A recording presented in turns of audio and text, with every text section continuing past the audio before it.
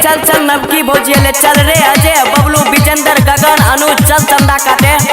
भौजी हे भौजी की बात बोला। चंदा दहो।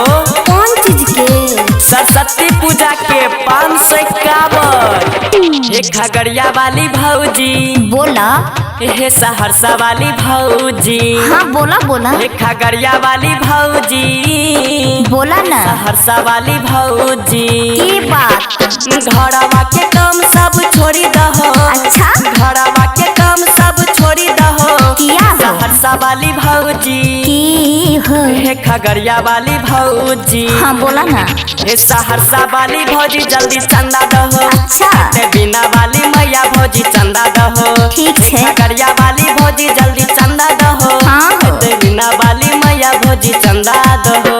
हाँ बढ़े छे ठंडा काम चले मंदा। हाँ भौजी। बढ़े छे ठंडा काम चले मंदा। हाँ। सुना ना एहो देवर की है सुना ना एहो देवर। बोला ने है सुना ना एहो देवर कोना दिया चंदा। दहो भौजी। ठंडा में काम चले छे मंदा। सुना ना एहो देवर कोना दिया चंदा।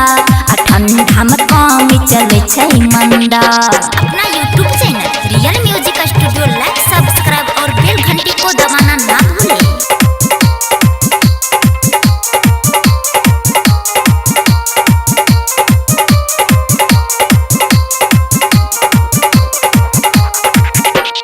जल्दी से दहो भौजी करा नहीं बहाना।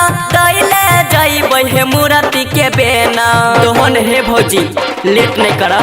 हाँ सुना ना देवर किया कर तू तंग हो। आ खेतियो ना भेल सब डूब गेले धन हो। हाँ घरवा में न छे हमरा कोनो झंडा। हाँ। एहो घरवा में न छे हमरा कोनो झंडा। सच में। सुना ना एहो देवर की है सुना ना एहो देवर। बोला ने हाँ सुना ना एहो देवर कोना दिया चंदा। दहो भौजी। हाँ, ठंडा में काम चले छे मंदा। हाँ सुना ना एहो देवर कोना दिया चंदा। हाँ ठंडा में काम चले छे मंदा। अपना YouTube channel real music studio like subscribe और बेल घंटी को दबाना ना भूलें।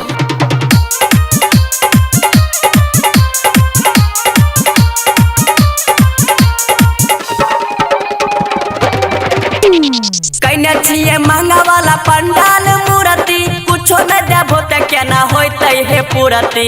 सब दिल के भौजी तू ही त बाकी छ। हाँ सुना ना चंदा ने जब करे छो तू जिद हो। आ काटे दहो 151 के रसीद हो। देखे हो या बड़ी नचबे लंडा।